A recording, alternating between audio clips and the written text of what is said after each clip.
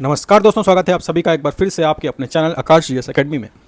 दोस्तों, आज की इस वीडियो में हम लोग डिस्काउंट के बारे में पढ़ेंगे। ठीक है, डिस्काउंट में दो तरीके के डिस्काउंट होते हैं दोस्तों। एक है ट्रेड डिस्काउंट और दूसरा है कैश डिस्काउंट, है ना।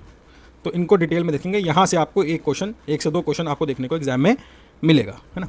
तो बिना देर के दोस्तों लेक्चर की शुरुआत करते हैं। देखिए, अब है ये है meaning and types of discounts. ठीक है, डिस्काउंट का अर्थ एवं प्रकार। डिस्काउंट इज अ रिबेट और concession allowed by the seller to the buyer, है ना, on the price of goods और सेटलमेंट ऑफ ड्यूज।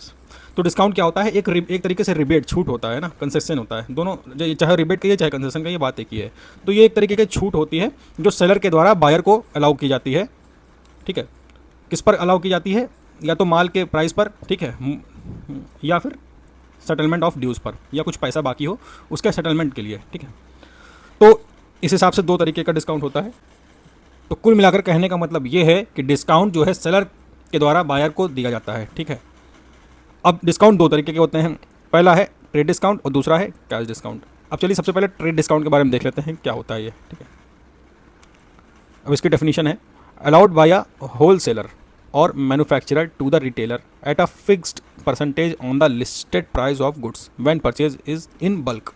यानी कि जब लार्ज क्वांटिटी में परचेज किया जाता है तो होल सेलर के द्वारा जो है या फिर मैन्युफैक्चरर के द्वारा रिटेलर को ये जो है डिस्काउंट दिया जाता है। ठीक है, और ये एक फिक्स परसेंटेज होता है, जैसे कि 5%, है ना।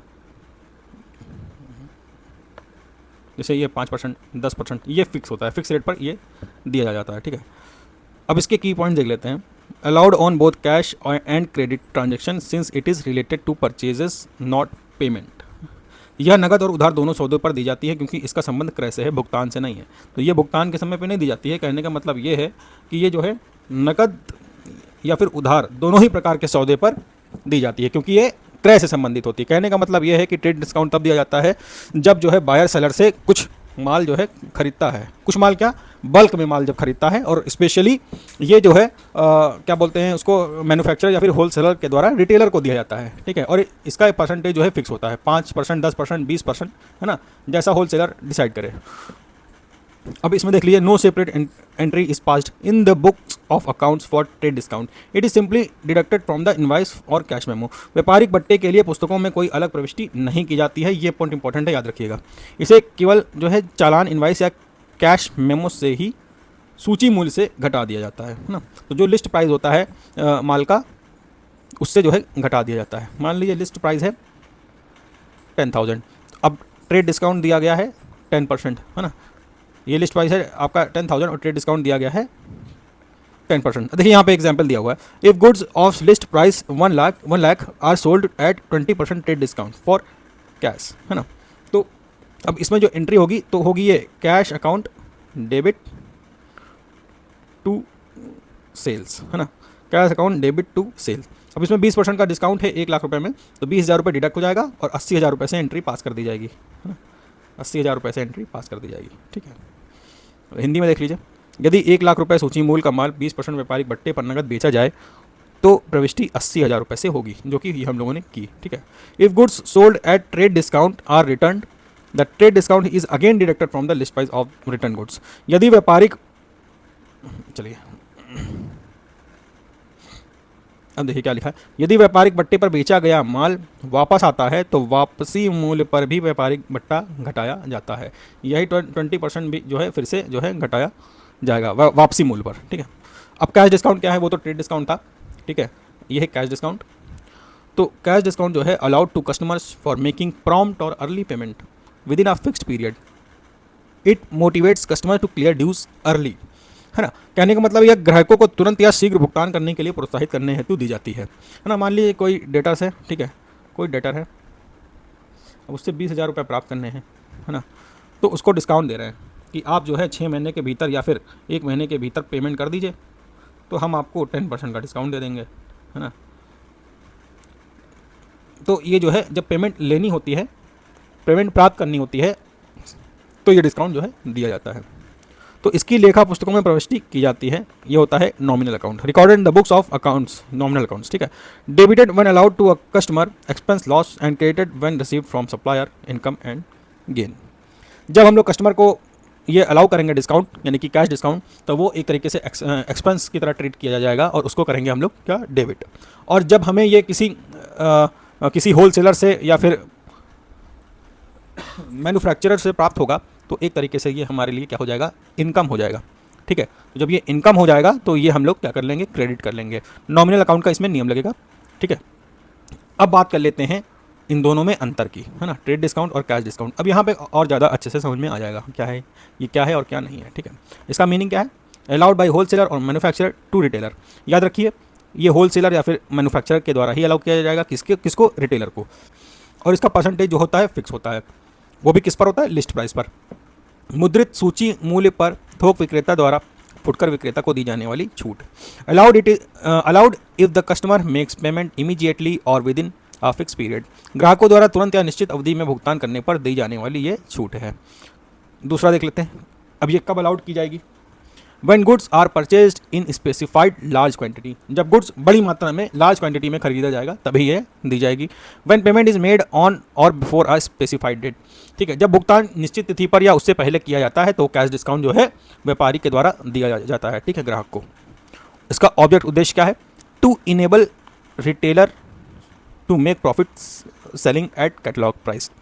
फुटकर विक्रेताओं को सूची मूल्य पर बेचकर लाभ कमाने में सक्षम बनाना, है ना, तो ये लाभ के उद्देश्य से होता है।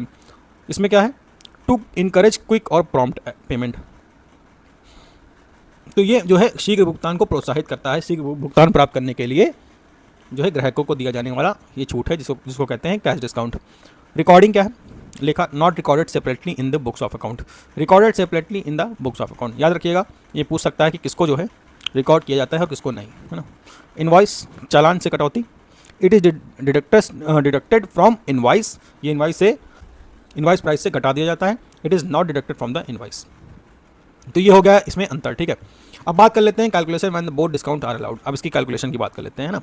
If a customer is allowed both trade discount and cash discount, first trade discount is deducted from the list price and then cash discount is calculated on the balance amount.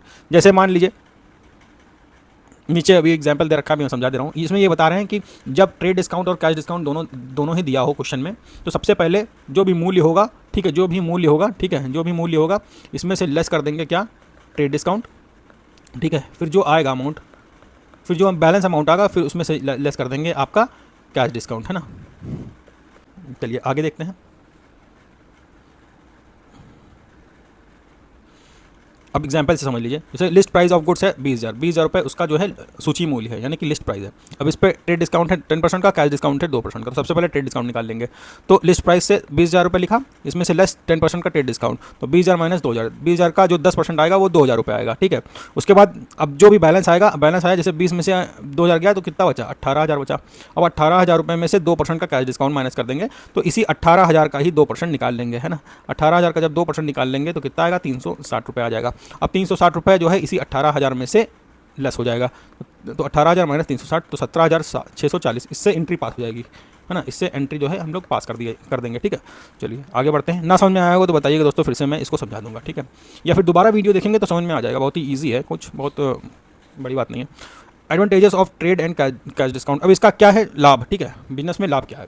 To retailer, फुटकर विक्रेता को क्या लाभ है, reduces purchase cost and increase profit margin. इससे क्या हुआ, जैसे उनको ट्रेड डिस्काउंट मिला तो उनकी कॉस्ट कम हो गई, प्रॉफिट का मार्जिन बढ़ गया। Enable selling at catalogue price with profit, क्रय लागत घटाता है और लाभ मार्जिन बढ़ाता है। ठीक है, टू होल सेलर या फिर निर्माता या थोक विक्रेता को क्या लाभ है, इंक्रीजेस बल्क सेल, अब बल्क सेल को प्रमोशन मिलता है। Helps fight market competition, market में कॉम्पिटिशन को भी फाइट करने में जो है अवसर मिलता है। ठीक है, allow us price adjustment without printing catalogue. ठीक है, कहने का मतलब है थोक बिक्री को बढ़ावा मिलता है, दूसरा प्रतिस्पर्धा में सहायक है, और तीसरे नंबर पे कैटलॉग बदले बिना जो है मूल परिवर्तन में मदद करता है। मतलब कैटलॉग प्राइस वही रहेगा लेकिन मूल जो है चेंज हो जाएगा। ठीक है, अब देख लेते हैं कैश डिस्काउंट के लाभ। वो तो देख लिए थे हम लोगों ने ट्रेड डिस्काउंट के लाभ, ये है कैश डिस्काउंट के लाभ। टू सेलर को क्या लाभ है, ensures timely cash inflow, minimises bad debts, reduces clerical work of debtors follow ups, यानी कि समय पर रोकड़ प्राप्ति सुनिश्चित होती है। ठीक है, समय पर पैसा मिल जाता है, डूबत ऋण की संभावना कम हो जाती है, बैड डेट्स कम हो जाते हैं और लेखा संबंधी कार्यभार भी घटता है ना। कैश डिस्काउंट देने से क्या होता है, बैड डेट्स जो है कम होने की जो है संभावना, बैड डेट्स जो है कम होने की संभावना जो है बढ़ जाती है। ठीक है, यानी कि जो पैसा डूबने वाला है उसके जो है डूबत ऋण की संभावना जो है इसमें कम हो जाती है। डूबने वाला जो पैसा है वो जो है कैश डिस्काउंट देने से उसमें मिलने की जो है उम्मीद जो है बढ़ जाती है। ठीक है, चलिए आगे बढ़ते हैं। टू बायर, क्रेता को क्या फ़ायदा है? Early payment reduces net acquisition cost, enable selling lower, enhances buyer goodwill reputation, यानी कि लागत कम आती है, कम कीमत पर माल बेच सकते हैं और साख यानी कि गुडविल बढ़ती है। कैश डिस्काउंट से ये लाभ मिलता है ना, ये बायर को लाभ है। ठीक है, क्योंकि भाई जब कैश डिस्काउंट मिला तो उसकी लागत तो कम होगी। उसको जो पैसा मान लिया 100 रुपये चुकाना था, तो कैश डिस्काउंट 5% अगर मिल गया तो उसको 95 रुपये ही अब चुकाने पड़ रहे हैं। ठीक है, चलिए आगे बढ़ते हैं। अब कंपाउंड जर्नल एंट्रीज की बात कर लेते हैं। Sometimes 2 or more transactions relating to one particular account take place on the same date. Instead of passing separate entries, only one compound entry is passed. तो कभी कभी एक ही तिथि पर एक ही खाते से संबंधित 2 या अधिक लेन देन होते हैं, है ना। क्या होता है? एक ही तिथि पर एक ही खाते से संबंधित 2 या अधिक लेन देन होते हैं। ठीक है, तो अलग अलग प्रविष्टियाँ करने के बजाय एक ही संयुक्त यानी कि कंपाउंड प्रविष्टि की जाती है। प्रविष्टि मतलब जनरल एंट्री। जैसे ये एग्जाम्पल से समझ लीजिए, on 31 March 50,000 paid for salaries, है ना। सैलरी में कितना 50,000 पे करना है एंड 20,000 पेड फॉर रेंट, है ना, और प्लस रेंट है कितना 20,000, तो 31 मार्च को है ये। तो दोस्तों ये दोनों जो है पे करना है, तो ये एक तरीके से एक्सपेंसेस हो गया। और एक्सपेंसेस जो है नॉमिनल अकाउंट में आता है, नॉमिनल अकाउंट के रूल में आता है। क्या रूल है? All expenses and losses are debited ना, सभी एक्सपेंसेस और लॉसेस को डेबिट करो। ठीक है, तो ये सैलरी जो है पे करना है तो एक्सपेंस है, रेंट पे कर रहे हैं तो एक्सपेंस है, इसलिए इनको डेबिट कर लेंगे। ठीक है, 31 मार्च की जो एंट्री बनेगी तो सैलरी अकाउंट डेबिट कितने से 50,000 रुपये से, रेंट अकाउंट डेबिट कितने से 20,000 रुपये से, और टू कैश अकाउंट को क्रेडिट क्योंकि बिजनेस से कैश जा रहा है। ठीक है, सैलरी पे कर रहे हैं और रेंट अकाउंट पे कर रहे हैं तो 70,000 रुपये बिजनेस से जा रहा है, तो जाने वाली चीज़ को क्रेडिट करो। ये कहता है रियल अकाउंट का नियम, है ना। रियल अकाउंट का रूल कहता है जाने वाली चीज़ को क्रेडिट करो। ठीक है, अब यहाँ पे बीइंग एक्सपेंसेस पेड लिख दिया, ये होता है, इसको कहते हैं नरेशन, है ना। तो पिछली वीडियो में मैंने आपको बताया है, यदि आपने वो वीडियो नहीं देखी है तो प्लेलिस्ट में जा करके आप देख सकते हैं। तो ये एंट्री दोस्तों इसको कहते हैं कंपाउंड एंट्री, है ना। आप लोग इजीली समझ गए होंगे, मैंने नियम के साथ आपको समझा दिया है। फिर भी कोई चीज़ ना समझ में आई हो तो वीडियो को दोबारा देखिएगा, नहीं तो मुझसे टेलीग्राम में जुड़ जाइए, वहाँ से क्वेश्चन पूछिए, मैं आपको रिप्लाई ज़रूर दूंगा। टेलीग्राम का जो लिंक है दोस्तों, ग्रुप का लिंक है, वो आपके कमेंट बॉक्स में पिन है और डिस्क्रिप्शन में भी लास्ट में आपको मिल जाएगा। ठीक है, अब देख लेते हैं types of compound entries. Compound entries के प्रकार, by debiting one account and crediting 2 और मोर अकाउंट्स, एक खाते को डेबिट तथा 2 या अधिक खाते को क्रेडिट करके। ठीक है, उसके बाद by crediting one account and debiting 2 और मोर अकाउंट, इसका ठीक विपरीत, एक खाते को क्रेडिट तथा 2 या अधिक खाते को डेबिट करके। बाय डेबिटिंग 2 और मोर अकाउंट्स एंड क्रेडिटिंग 2 और more accounts such as the opening entry, 2 या अधिक खाते को डेबिट व क्रेडिट करके, जैसे प्रारंभिक प्रविष्टि या जैसे कि ओपनिंग एंट्री की जाती है। तो ये है दोस्तों आपकी कंपाउंड एंट्रीज के प्रकार। इस तरीके से एंट्रीज जो है कंपाउंड एंट्री की जाएगी और आगे मैं इस पर जो है आपको एंट्रीज करवाऊंगा। ठीक है, वो अगली वीडियो में करवाऊंगा। ठीक है, आज के लिए दोस्तों इतना ही रखते हैं। यदि आपको कुछ समझ में नहीं आया हो तो कमेंट बॉक्स में पूछ लीजिए, मैं उसका रिप्लाई दूंगा। ठीक है, मिलते हैं दोस्तों अगली वीडियो में। पढ़ते रहिए। जय हिंद।